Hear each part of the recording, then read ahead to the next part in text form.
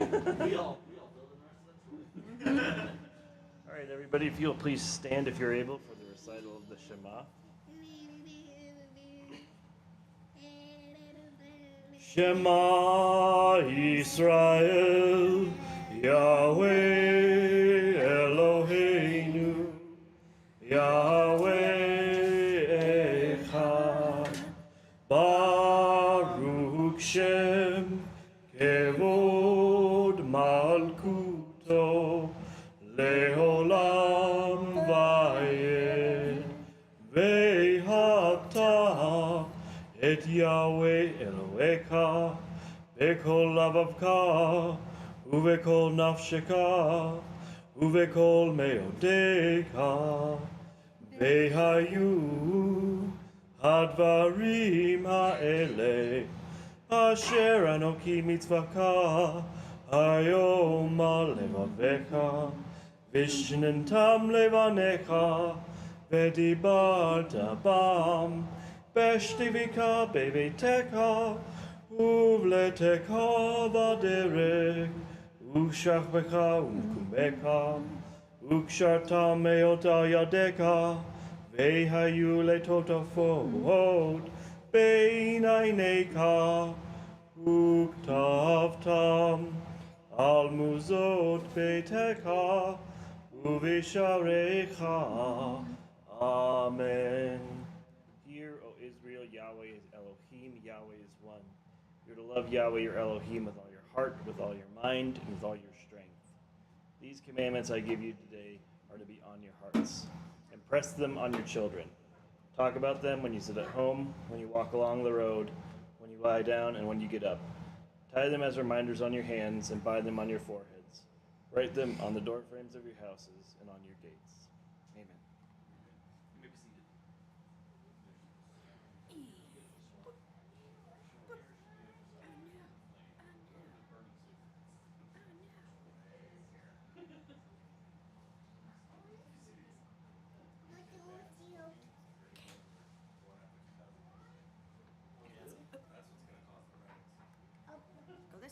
Oh, here. Wow. Now, are we talking about like a universal ban of all smoking, or just like cigarettes? If you were born, cigars? yeah, well, if you were born after 2008, You cannot buy it. The age of purchase will always be just buy the nickel for every time they change the age that you were allowed to smoke. I had two nickels. You could rub them together and keep warm. Oh, good fun. Okay, welcome everybody. Everybody's a loose term. But it's A-okay.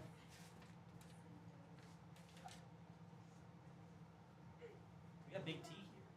Big T's in the house. Big T, Big A, Yeah. Big E, Big C, Big H, Big O, Big A again, Big H again. Does that cover everybody? I think that's all of our big people. We are, I think, might be right at matched. We can still take them, Cameron. I think we're okay. Okay, so, yeah. And we're talking about age-wise, not even like maturity-wise. So, maturity-wise, well outnumbered, right? It depends on how you identify it. Exactly. Exactly. Okay, so announcements. Anything going on we need to know about? Commencement here in a few weeks. Out on the cow dung. That breaks my heart every time I even think about that. But I don't know. COVID did change everything. Which is really sad. Should be graduating on campus, enjoying the trees and the shade and the community, dwelling as one. That's what it should be. Instead of hopefully find parking inside this middle building. Done with my rant. We are 4 weeks from Yeah, Shavuot. 4 weeks out. Yeah, because we're closing up week 3 of the counting today. Week 3, day 21. Yes, still planning Shavuot, so if you want to be a part of it, please talk to me.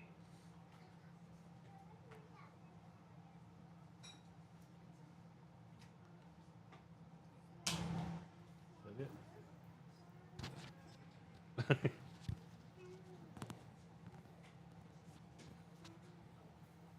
Maybe.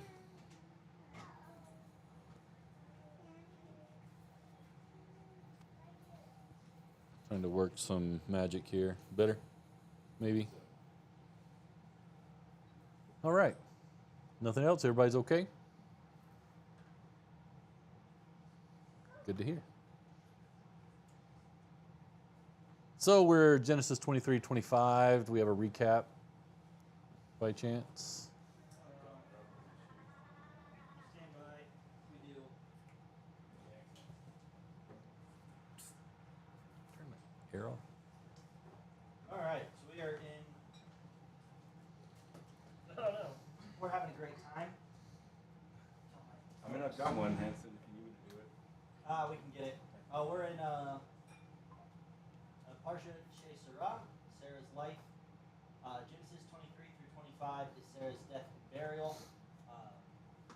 Abraham buying the burial ground and then sending his servant to the land of his fathers to find a wife for Isaac.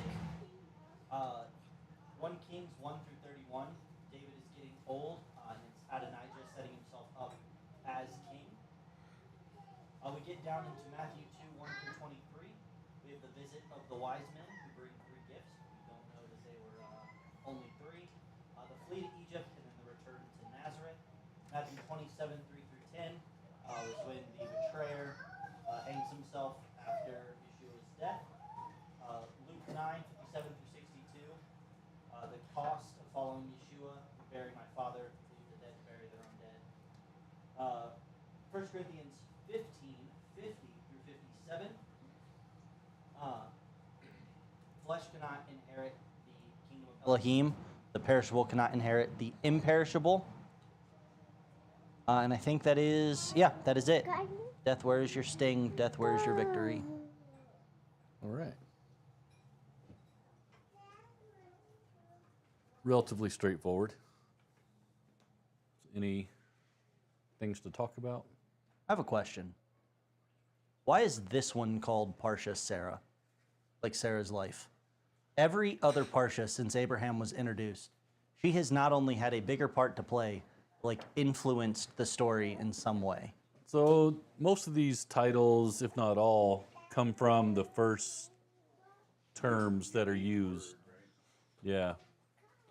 So it's like the anchor point in the continuation of the Torah. It's not describing full context necessarily. It is, if you're traveling through the Torah, this is the anchor point you're looking for to start the reading. Okay. I feel like we're in that video. As you all know, chapter covers, the death, the betrayal and death of Jesus Christ. And the guy's like, Jesus dies? My favorite character, Jesus, he dies? That's what I feel like. This week, we have the death and burial of Sarah, and then we go on. Well, don't the Cameron. the sections usually just start with like and Sarah, and that's why it's called Sarah, or like Lech Lecha means and then he went. Starts with and then he went. Yeah, I think in this one it's Cheyei Sara, right? Like the life of Sarah. Yeah. I guess that makes sense. Because that's what all the Torah books start with. Like Bereshit means in the beginning. Shemot is the names. And then yeah, that's the first words of the books. Yeah, 'cause it's and was old Sarah 100 years and 20 years and 7 years, the years of the life of Sarah, Cheyei Sara, and that's the title. Comes from that. That makes a lot more sense. Cheyei.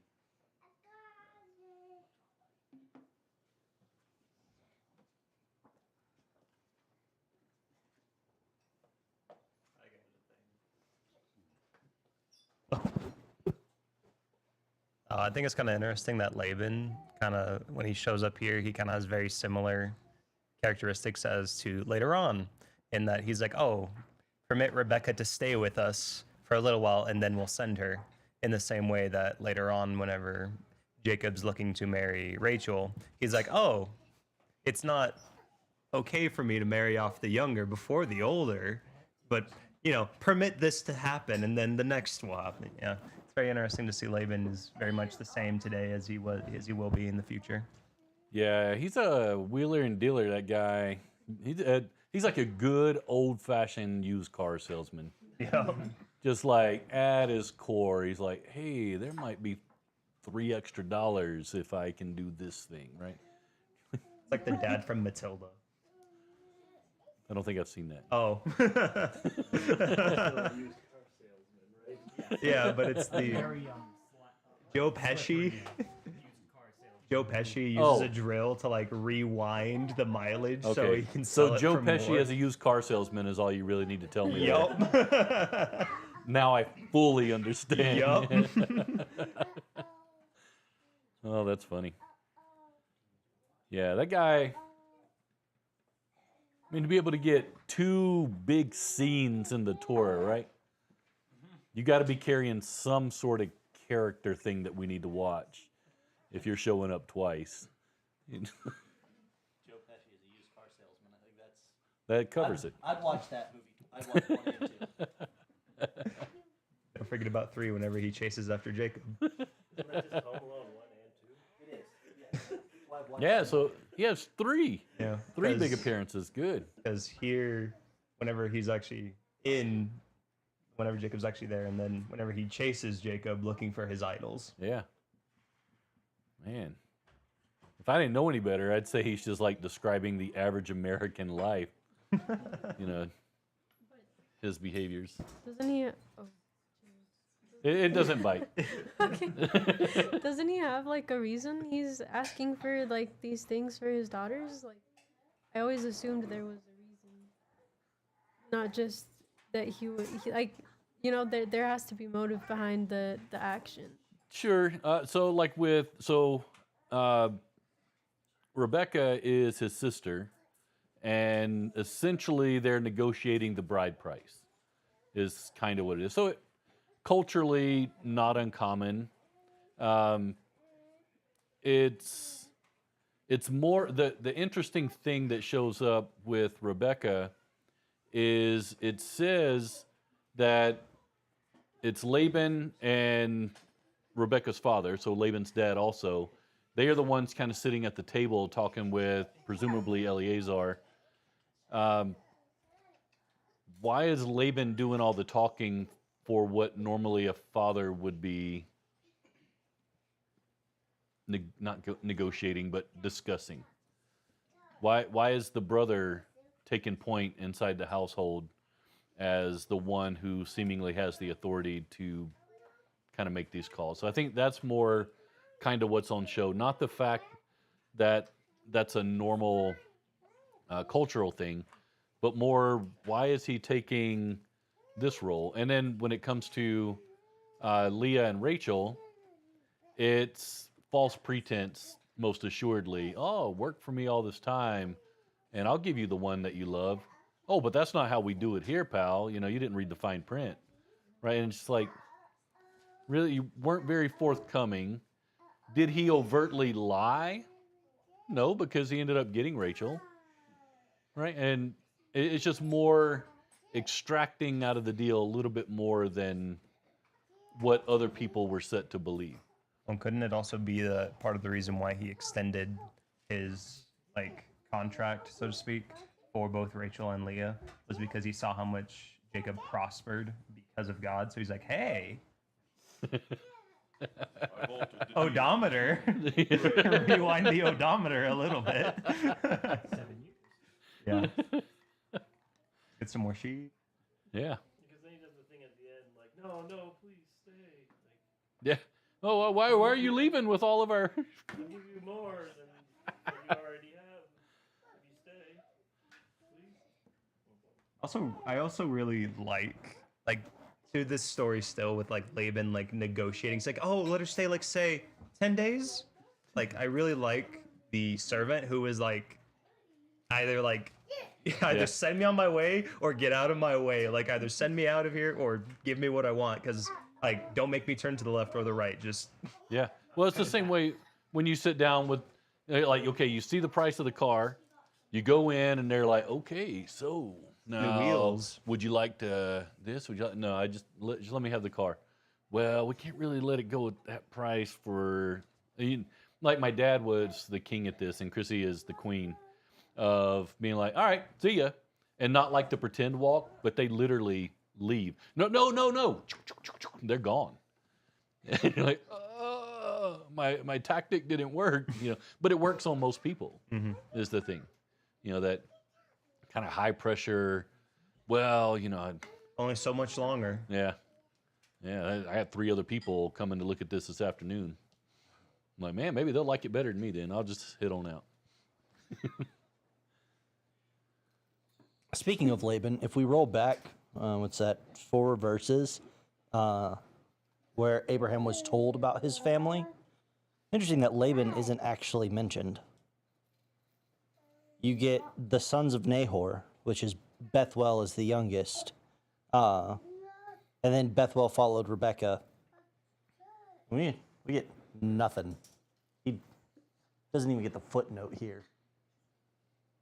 Wonder if we're supposed to boo him in Torah study like we do Haman. Nope. Justin.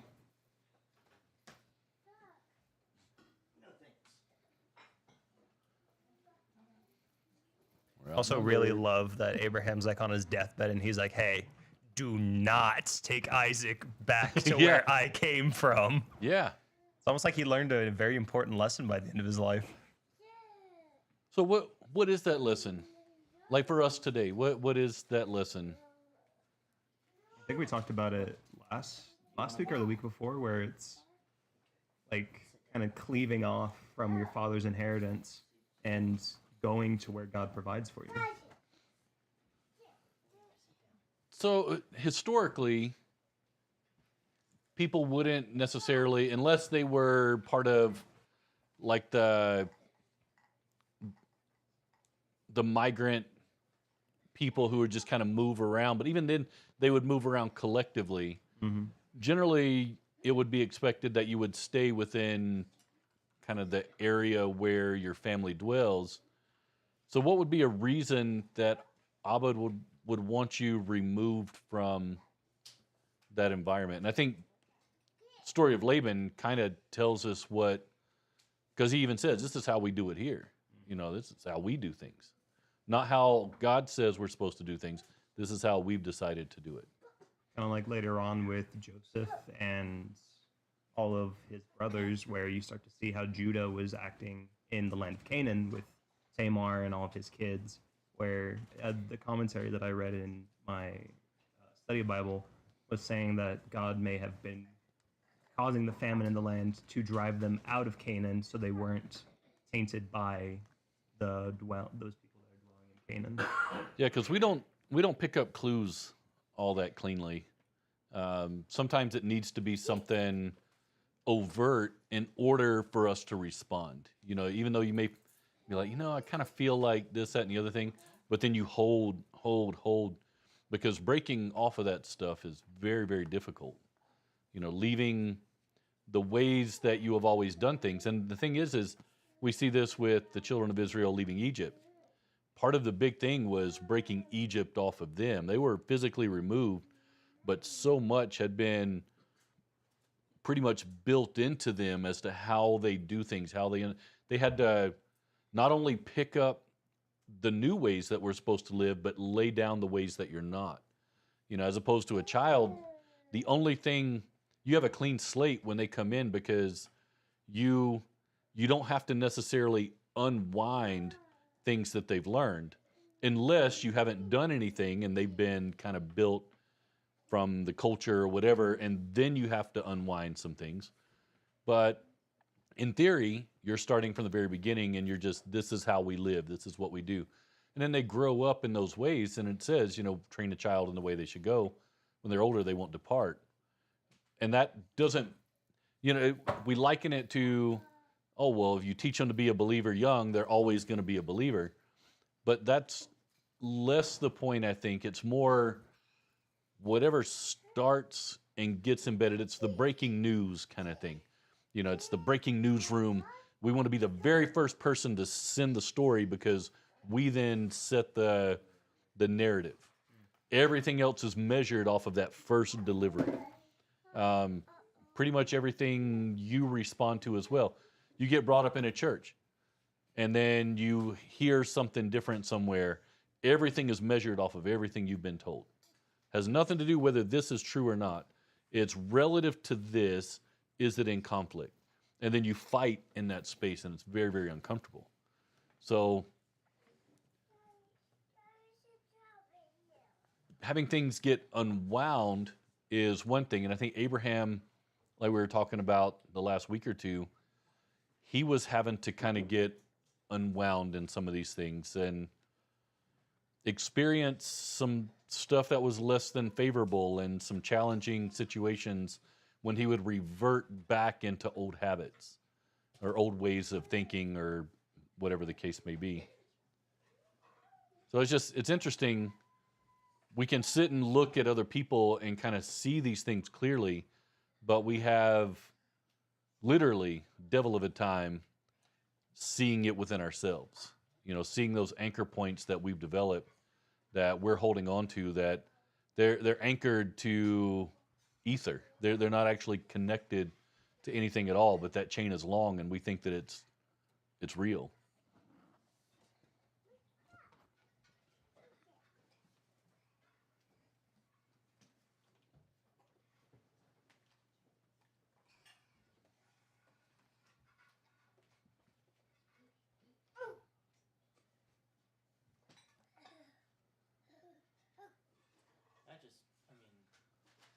This week and then I think next month.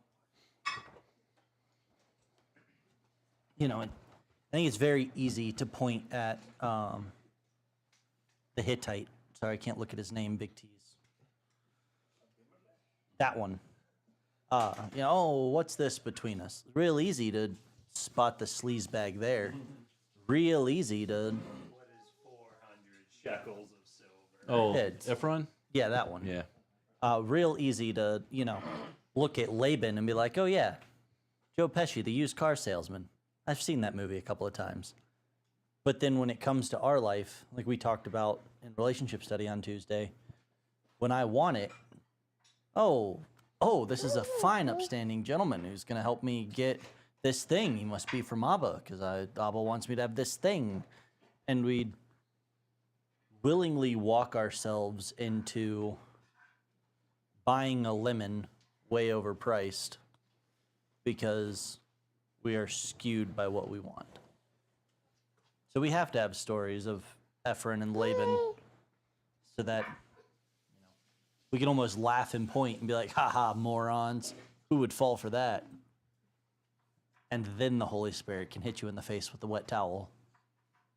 You, repeatedly.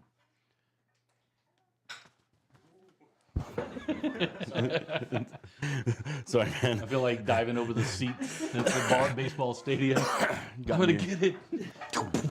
Got in your personal space there a little bit. I apologize. No, but and interestingly enough, too, right? I mean, the basis that transaction is the basis of like continued tension in that region to this day, right? And so it is the basis for like territorial claims by the nation of Israel, right? That no, they paid for this burial plot, right? And you see different instances of that throughout. And those sites are like a lot of those sites are in very contested regions within the country. And it's just amazing, right? to see that all these thousands of years later, you can still see that strife, right? Like it talks about Ishmael, right? And he'll be a wild donkey of a man, you know, contesting with his brothers. And you know, to me, it's just such a testimony, right, of just how, you know, it was like that picture of the Bible with all the references, and everyone's like, there's no way man could have made this up. Yeah. It's kind of the same thing here, right? In the instant of it, it's kind of that, like, well, it's 400 shekels between us. Yeah. You know, here's this guy, like, I can squeeze this guy and get some cash out of it. Just a cave where he's going to bury his wife. And then, you know, thousands of years later, right? It's seen as a deed almost to the inheritance. Yeah. Because it says they wrote a deed right there as well. Yeah. Also, in the same vein, I think this does point to Abraham understanding the promises even further, because it's like, I don't mind paying 400 shekels of silver for this, because one day this will all be mine. Having that understanding that his descendants like will have this land, because that's what Abba said. So he's like, what is it between us? Really, that's a small price to pay for something that'll eventually be entirely mine, and that's exactly what the author of Hebrews points out when talking about Abraham, talking about a country that you will possess. It's Hebrews 11, starting in 12. Therefore, was what they were born even of one man, and him many good as dead, as many as the stars of heaven in number, and innumerable as the sand which is by the seashore. All these died in faith without perceiving the promise. Having seen them and having welcomed them from a distance, they having confessed that they were strangers and exiles on the earth. For those who say such things make it clear that they are seeking a country of their own. And indeed, if they have been remembering that country from which they went out, they would have had the opportunity to return. But now they aspire to a better country, that is a heavenly one. Therefore God is not ashamed to be called their God, for he prepared a city for them. By faith Abraham went, he was tested, offered up Isaac, and he received the promise, was offering up his only son, in whom Isaac your seed shall be called.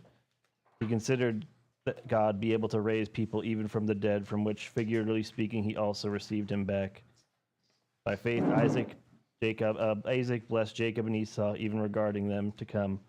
And this is just more of the talk by faith, but this promise of country relates to even us.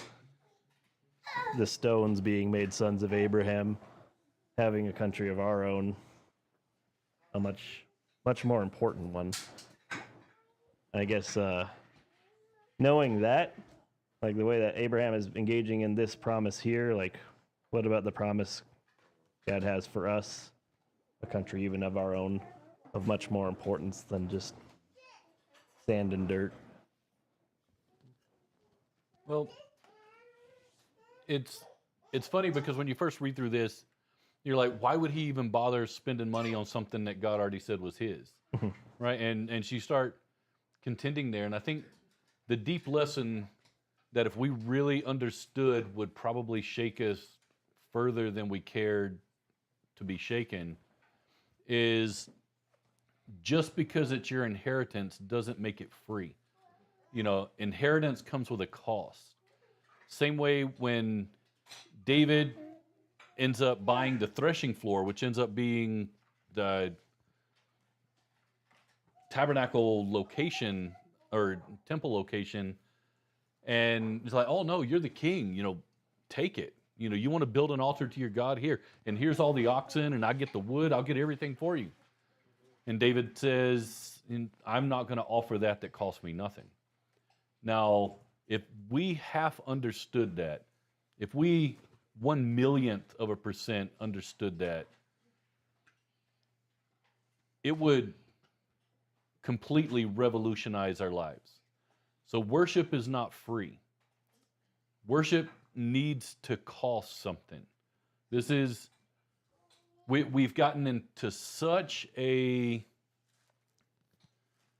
spoiled, entitled life. And I think our parenting has done this, especially to you guys in your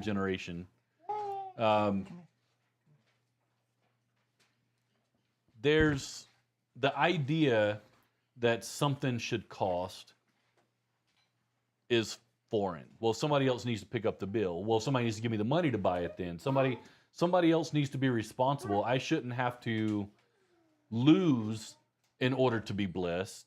That goes against everything that I understand about the prosperity gospel. And when we can finally figure out that every week that we come into this place of worship, there's a cost attached, then it changes how we approach that space. You didn't bring your neighbor's lamb to the altar to be sacrificed. You brought your own. The one that you worked to bring up, the one that you made sure could stay alive and not be eaten by predators. It's the best one, is the one that you were responsible for bringing. So figuring out that worship needs to cost us something and pushing that into inheritance itself needs to cost us something should help us separate out this dead serious quest we have in our lives to collect a whole bunch of stuff. More money, more wealth, more things. I need to build an empire to pass on to my kids so that they can be completely destroyed through lack of need on any front. And I think fundamentally that is a ridiculous objective in life. Inheritance for your children should cost them. They should have to go through some rungs because the inheritance is God himself. This is what we are all eagerly sitting in anticipation for.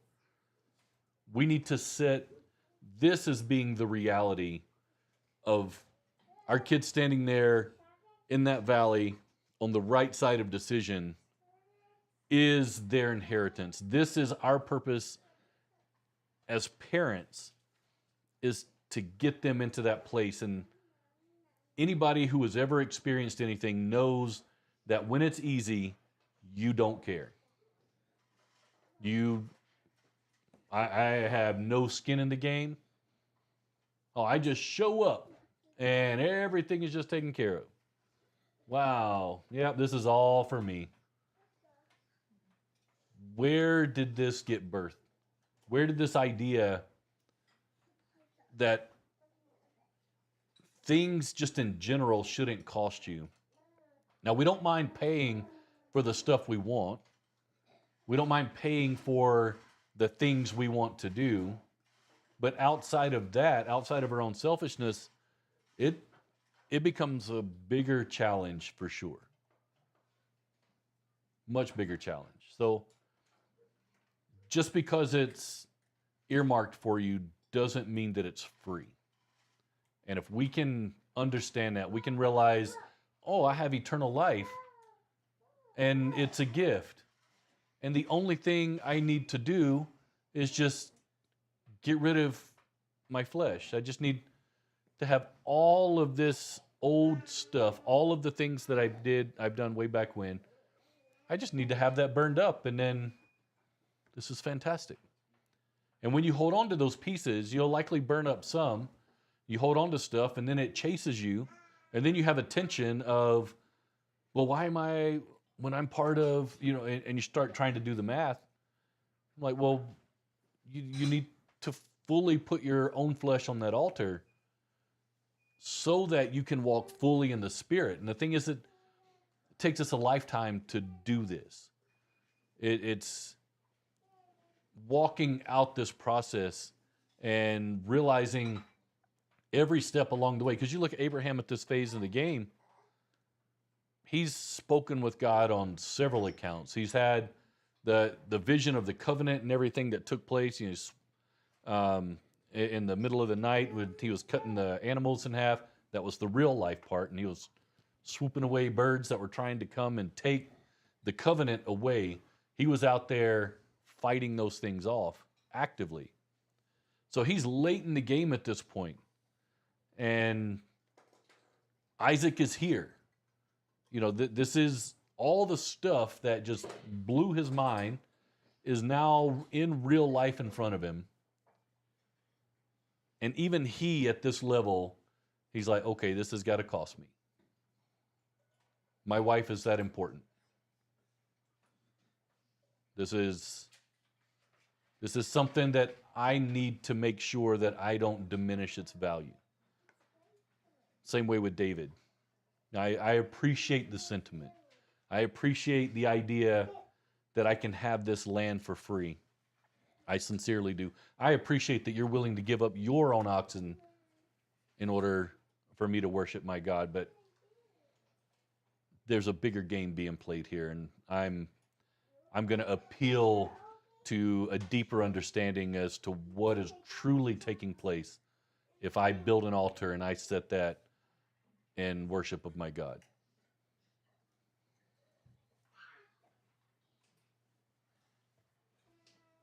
Right, because like the other end of it is like Ahab. He's fine. The other end of it is Ahab, who like sees his neighbor Naboth's vineyard. Oh, he throws a fit. He really wants it, and then Jezebel gets him killed, and then well, now you can just take it. All right. Yeah. That's exactly what is described as like his downfall was Naboth's vineyard. Wasn't any of the other stuff. It was this specific moment. Yeah. And the thing is, he's the king. Yeah. He could take so many thousands of people in the kingdom, his servants, and be like, I want you guys to cultivate me something that looks like that. He had that authority. He had that ability. And yet, well, I want that now. I don't want any work to go into it. I don't want any effort. I just want that. And it needs to be instant. And that, exactly as you described, was the turning point. The, like capital THE, turning point for him. He had so many compromised elements along the way, but this one most certainly was one that, I don't know, to have somebody killed off of their ancestral land, their own inheritance. I want to steal their inheritance through death. That's a tough one to come back from, especially when you have a silver-tongued bride that somehow has great powers of manipulation. But anyhow. I think you can take this even further. You know, you say we don't comprehend that inheritance or that things should, you know, cost us something. Oh, this speaker's coming. Why does he want? Oh, why do we have to pay to go see him? Why isn't it free? We see that all the time in Christendom. But we see it any time the church meets the business world. Like, I had a really, really good friend who walked away from ministry almost completely because the ministry he was a part of, they had a business to fund the ministry, but they did not steward the business well, like at all. And he was a business major. His dream was to use that for the kingdom. And he watched all of these people squander it. And when he said anything, he was almost demonized of like, how dare you put a cost on the Lord? And he eventually hit the point of walking away, just completely. And not from the faith or anything like that, but from that ministry, because we in the body have forgotten that it's not the church in the world. It is that all of these systems, buying, bartering, trading, all of it were designed by him, the Father, to be used for the kingdom. But we don't want to do that. We want what we want, and then, oh, our ship's going to come in. What is it? His will, his bill? Yeah, right? We love throwing that out there. When it's our bill. should cost us something. I think even too, I think about this a lot. Like, just thinking about even getting to the point where we're sitting here in an air-conditioned room in a house. Like, I mean, you put on extensions of this house, but most people didn't build their own house or the roads out there. That kind of stewardship, that like the point that brought you up to this point of all the blood, sweat, and tears, and work that got you to where you're at right now, and then just like being lazy about it, and then not like continuing to steward it, continuing to grow it. And I think, yeah, it's one, a place of ungratefulness, because I mean, things are nice, but then you don't think about building that even further usually while things are nice, because it's like, oh, it's easy.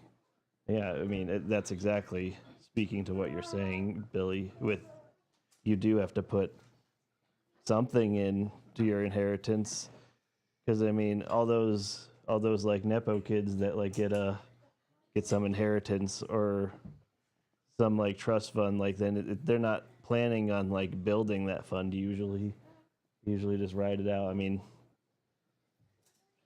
I work in obviously student accounts, and you'd be surprised how quickly that free money that the government gives just like gets eaten up. Not even thinking about it. And I definitely was in like a place of that too in college. Just like, oh, it's just free money. I don't even have to think about it. Just like spending it like a prodigal son of some sort. Yeah, I think you have to go through hardship in order to understand the value of anything, really. Yeah, well, I mean, this is the larger context of my salvation, right? But, you know, that exact experience, right? I mean, I got kicked out of tech and lost all of my scholarships and all of my aid, and then had to go back, right, to working multiple jobs, still taking loans and having to pay it back, right? But you start showing up for class more when you're paying for it, right? Yeah. Like, you start studying harder when so there's been this discussion, right? Not even at the state level, but even nationwide, right? About how, you know, we've made it just completely accessible, and yet we still see this downward trend, right? Why is that? Well, there's no skin in the game, right? Yeah. What's it matter? It's free. Access is nothing. Yeah. Yeah. Yeah. Yeah, I mean, I would almost think that if you receive like federal student aid, as an example, on campus, at this point, that you should, at minimum, carry a 10-hour-a-week job on campus as well. You know, go sort mail, go help out in the registrar, file some stuff. You know, if every student that received and it doesn't have to be absurd. You don't have to do a full 20 hours. You know, it's a demanding, but you need to put in a couple hours a day to go and kind of serve back. Now you're having to work in order to keep that money there, instead of it just being a gift. You know, even if you're like, oh, I'm getting paid, 10 hours a week, but I'm making all this money. You're like, I'm making money hand over fist. Yeah, but you're still kind of contributing on the back end. You have skin in the game to a certain degree. It's either a gift, and you just like throw it away. You just kind of like, you don't even care about it. Oh, it was free anyway. Or you view it as a responsibility. I have to take care of this now. I have to. And I think, yeah, that responsibility aspect is much harder for people because they don't want to be adults. I was going to say, it's kind of like the parable of the vineyard that Christ talks about, with the people who God rents out the vineyard to these people, and whenever they squander it, and he tries to send people to get them back on the right track, they beat them, kill them, flog them, send them out. Then when he sends his own son to kill them, like what's God gonna do whenever you squander all this precious gift that he's been giving you? Yeah. Yeah, he wasn't willing to cut off the natural branch. How much more is he not willing to cut you off? Thanks, Paul. Yeah, kind of like real world example of this. My grandpa had given me a college fund, and I could have bought like a brand new Cadillac Escalade with this college fund. And the first time around, I blew every single penny of this money. And it was not until I lost it all and went back to college the second time and had to work a 40-hour-a-week job on top of that, that I actually, like, I made the dean's list and, like, I actually had skin in the game. Like, but, yeah, like, honestly, like, looking back on it, I'm like, I am so dumb for wasting all of that money. But I guess it took that for me to realize, like, okay, you're going to lose all this money unless, like, you do something about it.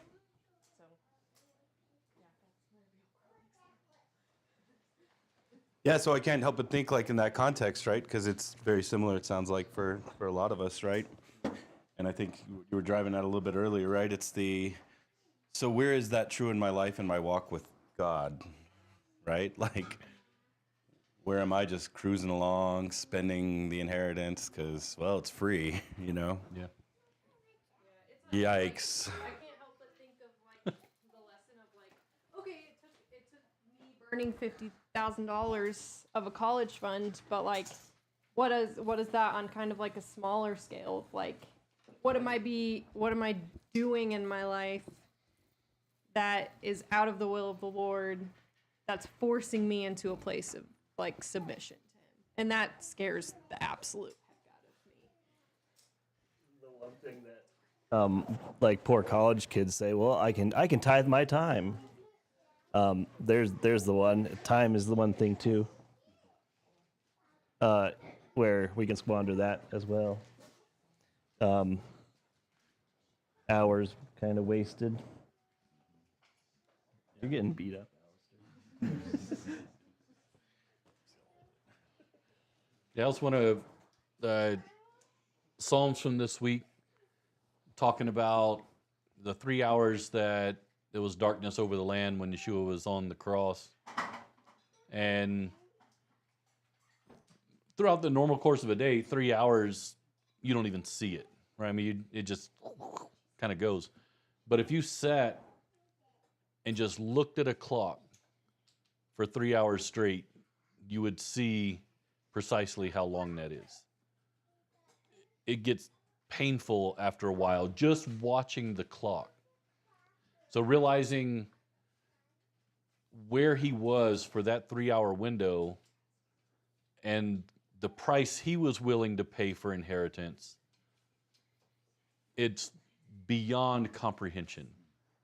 Because a man who did not know separation from the Father over this period of time was being pulled and pulled and pulled as things just get layered upon him. The selfish things that we even continue to do, just with compounded interest, just falling and falling and falling, and that's excruciating. That is beyond painful. So you're talking about giving of time. That is a giving of time, you know, because wouldn't it have been so much better, like a lamb, just, and we're done, right? That would have been so much nicer. Had the knife just cleanly fallen, instead, there was a process there for inheritance to actually come into fruition for us to be able to sit here and press into. And then we treat it lightly at times, to Daryl's point of, yeah, okay, you know, when we really sit and kind of get confronted with some things, we'll get sensitive about it, and it'll be like, oh, well, yeah, man, that's actually real. Give it 3 hours from now, is that still going to be an element of awareness? Not that we need to be sitting perpetually in a place of, you know, that kind of tear down, but more, why is it that we're having to be pressed into this view instead of having it voluntarily open up when you're someplace and say you're at work and dealing with a difficult coworker, boss, whatever, Why can't we in that moment be like, okay, I'm enduring this over the course of a few minutes. Let me put this into a little bit of comparison to what a real problem looks like. What does it look like when you are actually struggling beyond anything and you know where this is going to go? I need to clean up my language because we have more children than adults here.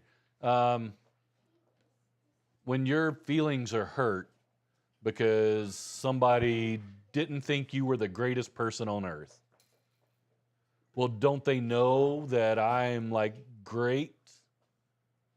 Don't they know, oh, these students in my class, don't they realize that I'm so far beyond their level of stupidity? Don't they get it? No, they don't. Do they care? No, they don't. We can't even inconvenience ourselves to be hungry for 3 hours. Or pain for more than a minute. Yeah, we will jump to anything to alleviate pain and hunger. Like asking someone to give up lunch. Sometimes it feels like you're asking me to chop my own arm off. Right? We crack jokes about, somebody watched the clock, Sydney's gonna be hangry. Like, we crack jokes about it, but it's like, no, and yes, there are real blood sugar things as part of the, roller coaster blood sugar crowd. I get it. There are times my where wife's it's- nursing, so I need to eat lunch today. Yeah, Very important. that's what they say. The what is it? The newborn 15 is the hardest part of pregnancy for fathers. That's true. My wife's putting down a pint of Ben and Jerry's. What's that? When your wife has a baby, you eat all the food that she wants, and then you just eat. So you, the father, I'm speaking for the future once you two are married, you, the father, gain the newborn 15, which is the hardest part of having a baby for you.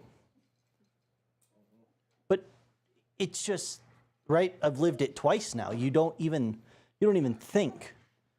Like, we in the West have just been so cultured that our comfort is, I wouldn't even say second nature, it's first nature. It's, I don't like that movie theater. I don't like those seats. Any discomfort at all. The internet's out. King David would like to have a word with you. Like, Oh, I don't like this church. a movie Yeah. theater, right? The water's gonna be turned off for an hour. Yeah, I just jump into this place immediately of like, oh, well, I'm hungry, so I can't be nice to my coworkers. Oh, I didn't sleep well last night. I'm going to be irritated and just snap at everyone that I'm around. I have just dealt with traffic, and I walked in the door, and the dogs jumped on me, knocked over the baby, so I'm going to take it out on them. We are so... The dog ate my wife's chicken nugget while we were taking the baby to the bathroom. Now see. Playing in theaters from last night. I'm just like, I did put the biscuits up, didn't I? I look at it in myself of sitting in this place, like you mentioned 3 hours. Like, yeah, 3 hours isn't bad when I'm laying out on the couch watching television. I started delaying my coffee in the morning. So I get up around 6, so I don't drink coffee before 8. And at 7:39, I am acutely aware of the clock. And I count those 1,260 seconds. I probably didn't do that math right, but you know what I mean. Until 8 hits and I can drink it. Chasing that for myself. But then, can you give up 3 hours for the kingdom? Can you give up 30 minutes? Can you just not think about yourself?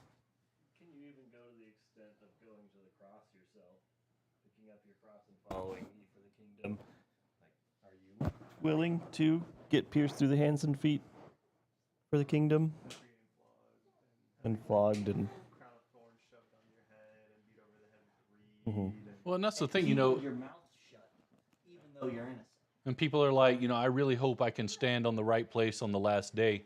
If you haven't resolved that now, in that moment, you think that somehow, but we take that principle and we're like, well, I can't really do all the kingdom work I know I'm supposed to do right now, but one day I have this magic stuff. I was talking to Hez about this the other night, Scott's Tots. Is everybody familiar with Scott's Tots? On The Office, Michael Scott goes to a kindergarten class and he promises all these kids, if you graduate high school, I will pay for your college. Well, 12 years pass and they're all graduating and they're coming to have him pay. And he was like, when I made that promise, I really thought I'd be doing much better than I am now. That is the deception. Right now, I'm not equipped to do that stuff, but I will be. I see it. And the reality is, if it's not now, it's definitely not going to be then. But we just keep kicking that can because we feel good about ourselves. As though eventually I'm going to be serving mightily in the kingdom. Not now. I'll hand wave a little bit and I'll make up some lies and things to convince me that I'm right where I need to be. But when looking in the mirror, you know better. So you're just like, well, once I get to this level, well, once this happens, well, once the kids are out, well, once, all these what if kind of things, when they actually come into bout, the new layer is now upon you. Well, once this hurdle is now over, well, you get over that hurdle, well, then the new one just pushed up on the backside, and you're continually, until you're sitting there at the end of your days, and you're like, where did it all go? What? So, real quick, this isn't really a big pivot because this is precisely where I wanted to go. What stuck out to me this time was in the Haftarah, that short little section on David. And for context, David's old, and his son Adoniah decides, I'm going to be king. I'm just going to do it. Right now, Solomon was next in line, and that's when Bathsheba comes, and she's like, hey, whoa. I thought Solomon, that we're all going to be killed if this guy's allowed to stay there. And then, is it Nathan, I think, comes in right after, verbatim, says what Bathsheba says, and he's setting up shop. He's getting things done. He is taking the throne. There's a statement there that shows up in verse 6 that is profound. It says, his father, this is in parentheses, this is just a commentary. His father had never in his life confronted him by asking, why are you behaving this way? Moreover, he was a very handsome man. He was born next after Absalom. So the commentary gets built in. So Adoniah is doing this stuff, and basically the commentary comes, David, why did you never ask your son, why are you behaving this way? Bringing correction to our children, it's easy when they're young, go stand in the corner. Go to your room. Go sit in your crib. I'm going to do all these mechanical things to make you be obedient. And you think, look at me, I'm a great parent. My kids are, they snap right to the moment I just take a deep breath. They know. And we're all impressed, mind you. But you're going to reach a point where they are going to start being shaped into people themselves. It's going to turn away from the mechanical obedience through fear of somebody bigger than me doing something uncomfortable to me. It's going to transition into a place where their behaviors are going to be starting to make appearance. Not the little behaviors you see here, but the ingrained responsive behaviors that were cultivated underneath that layer of your perfect structure. Eventually, the thing that is just churned on the bottom is going to sprout on the backside.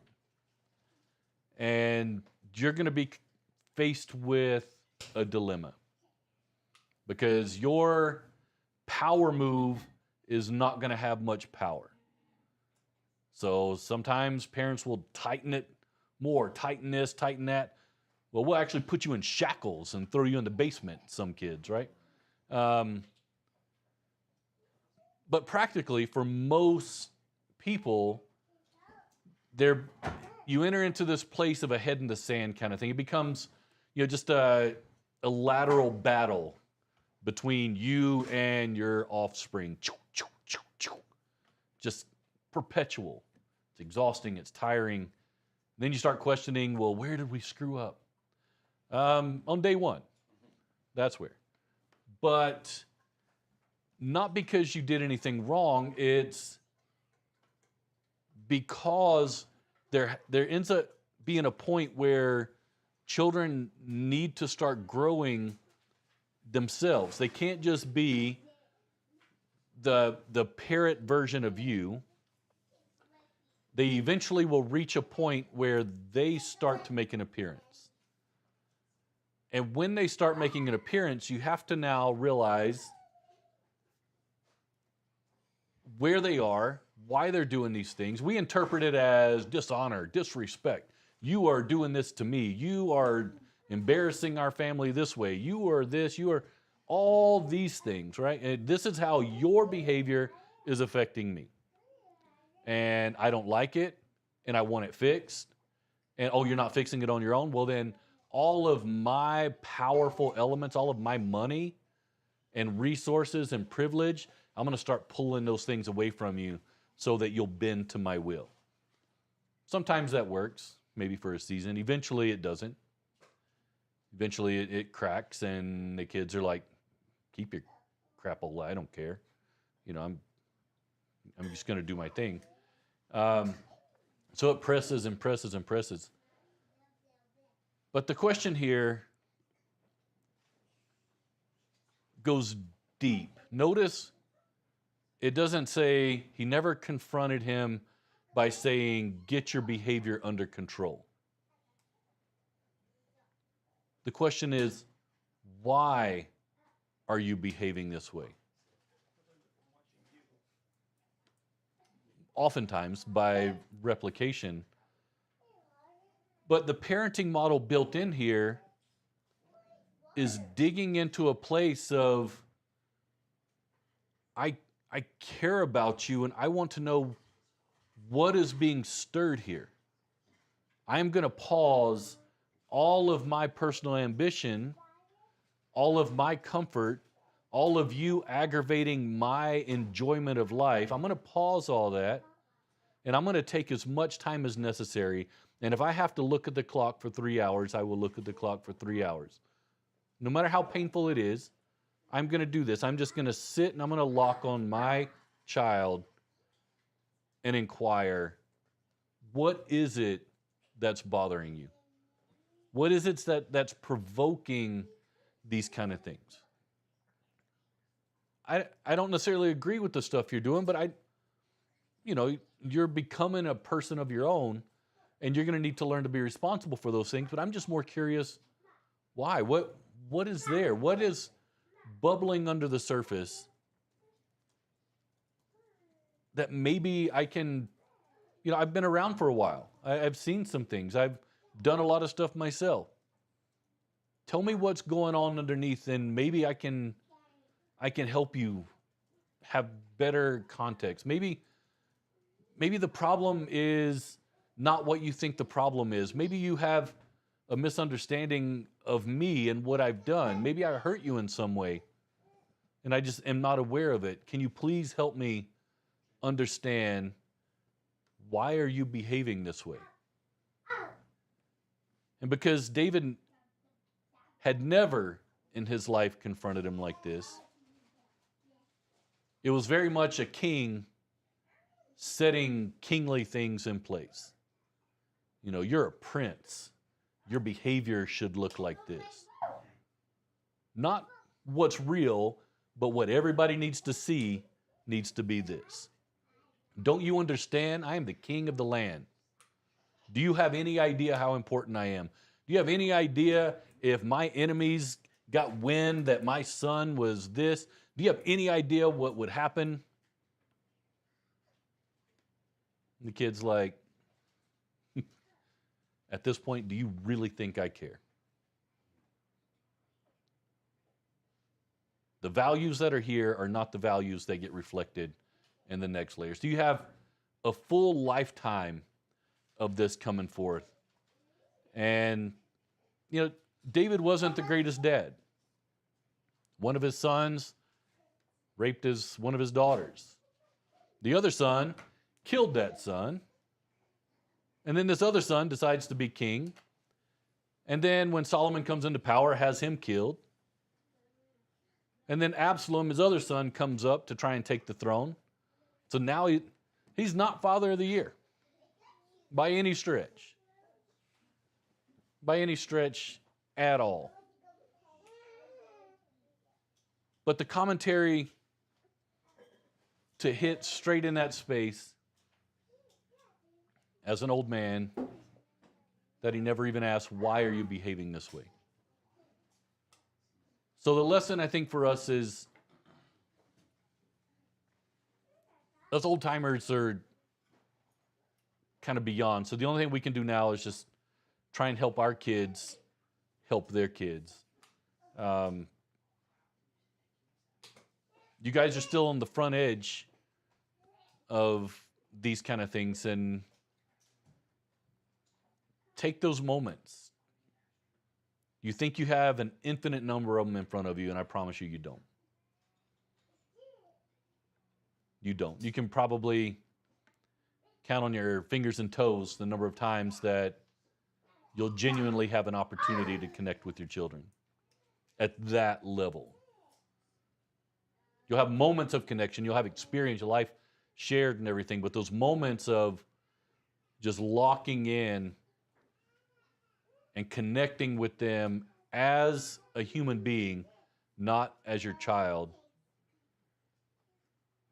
and genuinely inquiring, because someday it could matter. In fact, someday it will matter. So take the time. Keep the big picture. You have to live in the day in, day out. You have to go to work. You have to do your things. You have to do all the stuff. That's just part of it.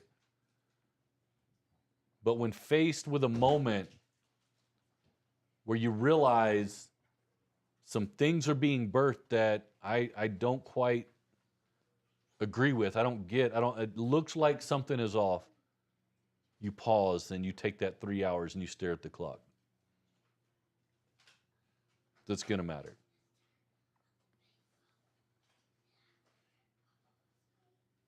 That's all I got. Right on 12:30. Any questions, comments, concerns?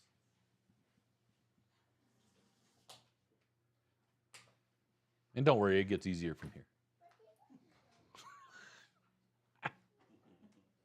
No, you don't understand. All my children that are 10 and under, they are ship shape. All right. Well, let's see what the next 6 years looks like.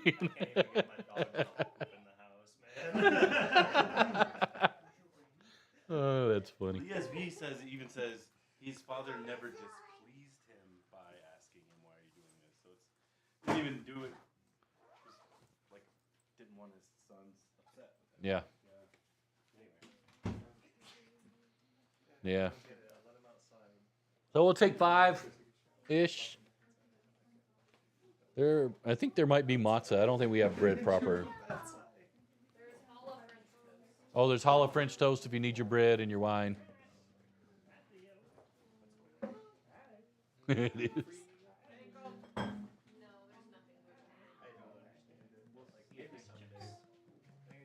Yeah, there should be chips in the pantry on the right side.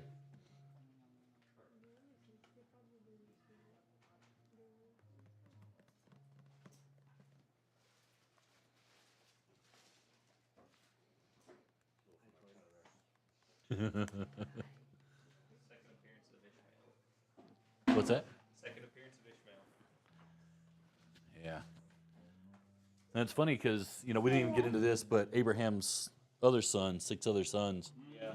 And That he had after yeah, but when he sent them all east with grants, a lot of resource and things. And when you, what's that? trust fund babies. Yeah, effectively. But he sends them out, and they populate the east. And when you actually look at this is part of kind of that conflict that Daryl was talking about in the earth today. A lot of the Arab nations there find their origins back through Abraham, not just Ishmael. That's just one thread that came down. But there's the other ones as well, that, and you even see them kind of infighting with other brothers. You're like, I thought they were all on the same team, anti-West. No, you see some going against the others, and just fascinating. Hadasha, that's Cordy's.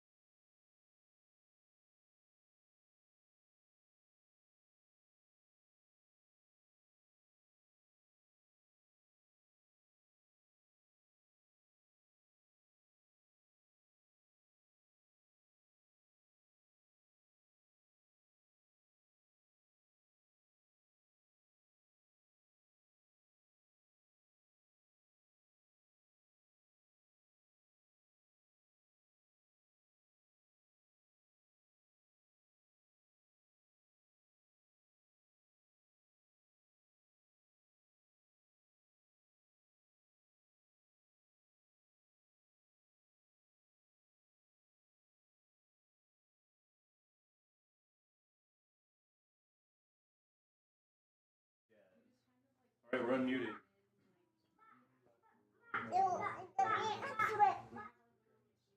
All right, we're gonna get going, everybody.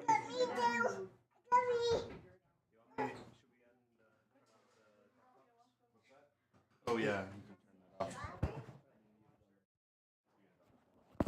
Sick. I'm gonna turn it off to conserve battery.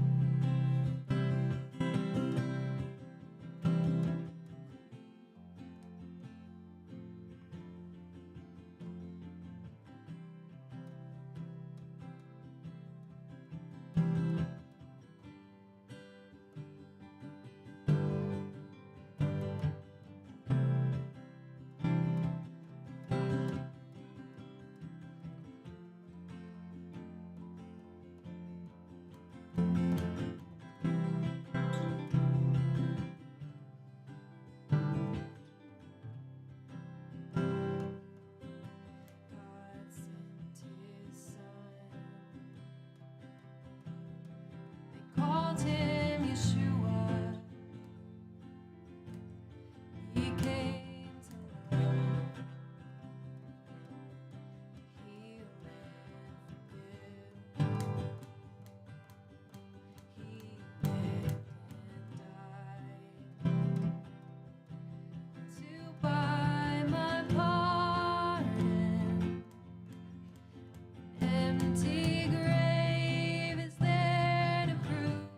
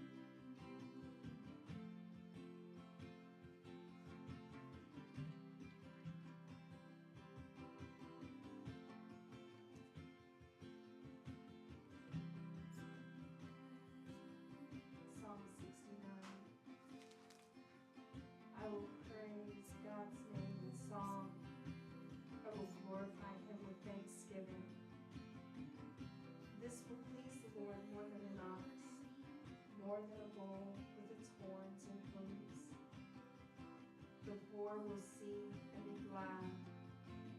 You who seek God, may your hearts live.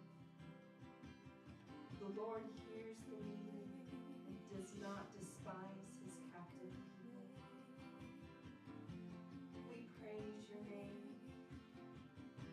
and we glorify you with thanksgiving.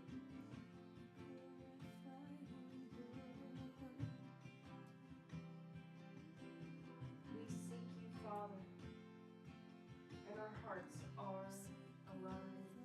We live in you.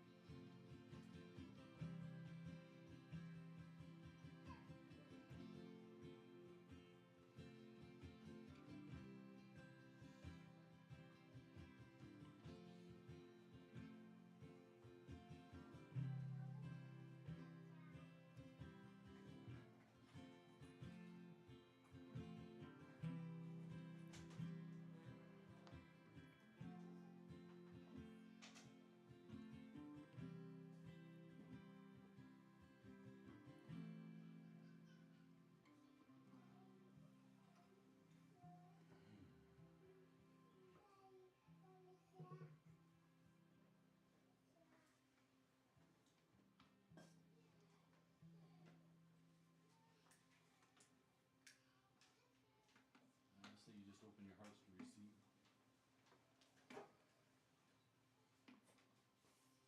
May Yahweh bless you and guard you. May Yahweh cause his face to shine upon you and grant you favor. May Yahweh lift up his face to you and give you shalom. I pray that as you see people hurting, you pause and find a way to simply ask why.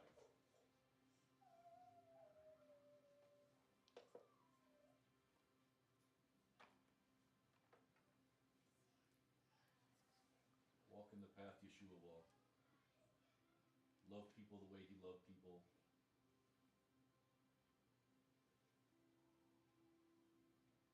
And give everything you have to the glory of your Father. In Yeshua's authority.